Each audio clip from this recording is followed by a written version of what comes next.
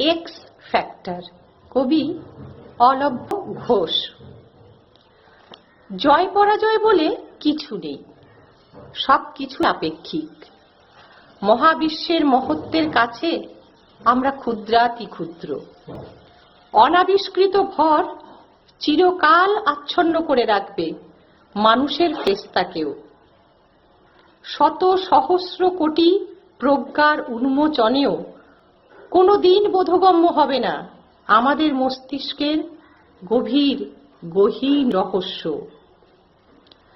যেখানে সব সন্দিগ্ধ চোখ নিভে যাবে, প্রদীপ জ্বলবে বিশ্বাসের।